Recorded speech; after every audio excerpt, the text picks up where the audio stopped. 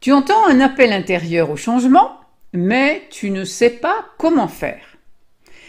La réussite d'un souhait, d'un rêve, tient au fait de penser comme un roi, aimer comme un héros et accomplir tel un magicien.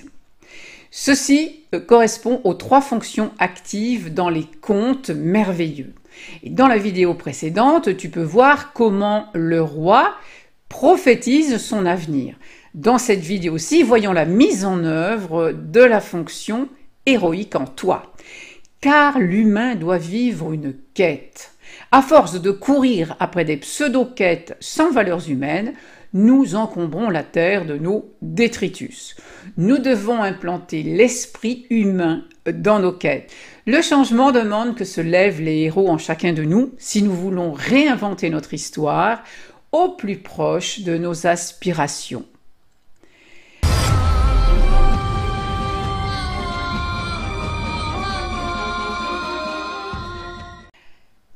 Je suis Élisandre, je t'accompagne à vivre les mutations selon la dynamique créative des contes merveilleux et le courage du héros.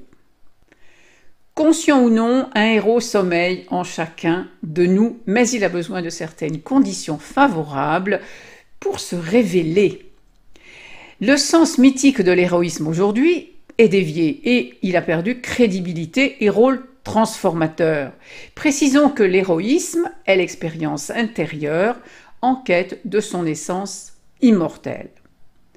C'est une expérience spirituelle avec des implications concrètes dans le monde.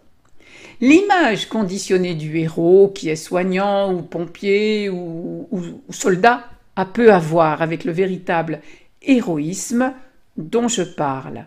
Mais bien sûr, ce n'est pas non plus incompatible, évidemment. C'est une expérience donc intérieure, intime, je le répète, cet héroïsme. Les jeunes gens, par exemple, qui sont partis à la guerre à la fleur au fusil en 14, étaient inconscients de ce qui les attendait et ils n'avaient pas le choix, ou ils croyaient ne pas l'avoir. L'instinct de dépassement du moi est ainsi souvent réquisitionné pour des projets infâmes et manipulés au nom d'un patriotisme ou d'un civisme primaire.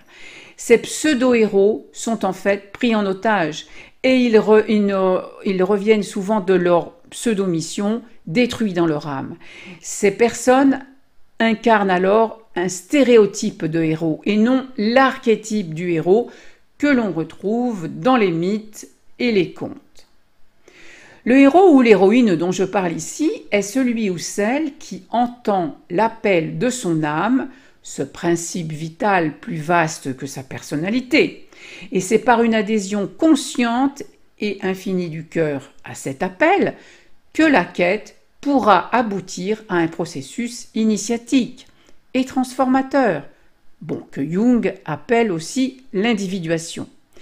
Mes observations me portent à croire que l'héroïsme, dans son sens le plus noble, est un besoin humain, souvent non reconnu et même bafoué, car les héros ou héroïnes sont appelés à des missions, à des vocations, en décalage avec la conformité, la normalité ou les conditionnements de leur entourage.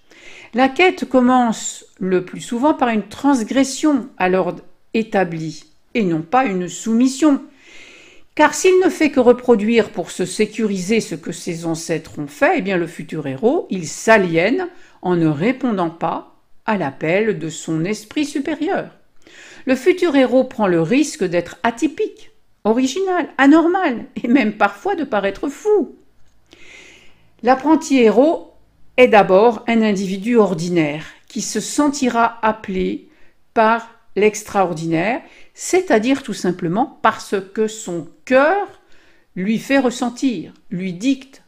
Les héros des contes sont souvent des enfants au départ. Non parce que les contes sont destinés aux enfants, comme on le croit très souvent, mais parce que ça représente le départ d'un processus de maturation, de mutation. Pour grandir, le futur héros devra donc faire preuve des plus belles qualités humaines.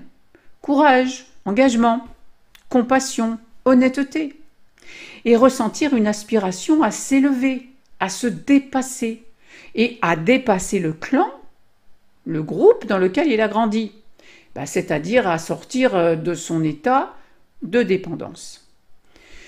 Mais le héros, évidemment, il suscite critique et rejet. C'est un écran pour les projections négatives et un bouc émissaire parfois. Alors j'ai moi-même bien connu tout cela au long de mon existence, car toute connaissance de soi profonde est subversive et elle demande encore une fois une transgression. Être héros ne consiste pas cependant à se nier ou à se sacrifier pour les autres. Cela consiste à saisir le sacré et la puissance de la vie en soi, mais avec les autres. L'anti-héros, c'est le on verra bien, bon, ça devait être ainsi, etc. Non, il nous appartient de résister aux lois naturelles de la gravitation et de la facilité du moindre effort, quand même, hein.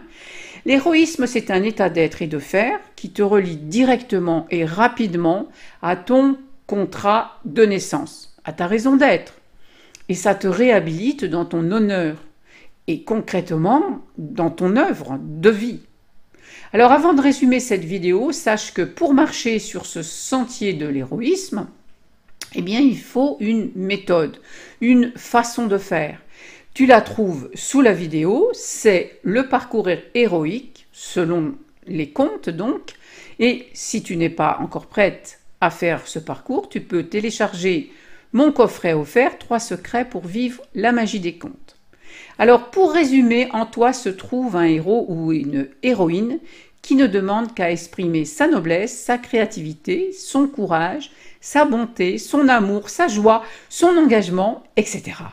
Toutefois, ces richesses, elles peuvent demeurer enfouies sous un carcan de peur et de conditionnement et de croyances et d'habitudes et de faiblesses.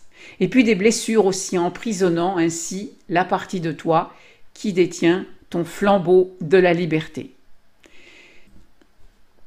Mais tu peux te mettre en mode inspiré, créer une autre réalité en collaborant avec ton âme, cette part de toi qui est libre. Alors, tu peux rencontrer la fée ou le magicien ou tout autre messager de la fécondité et recevoir les outils magiques. Ceux-ci ne sont donnés qu'à un cœur vaillant, car ce n'est pas plus de la même chose que la vie exige, mais de l'inédit, du nouveau, de l'impensable, de l'inouï. Ta pensée doit pouvoir s'envoler vers le monde de tout possible, afin d'y recevoir ce qui est plus grand, un nouveau souffle de l'esprit. Pour faire connaissance avec cette féerie, c'est là que ça se passe dans cette vidéo. Alors si cette vidéo t'a apporté, eh bien merci de la liker et de la partager. Et puis tu peux aussi aller visiter mon blog Le Royaume Amoureux. Voilà. À très bientôt dans une autre vidéo.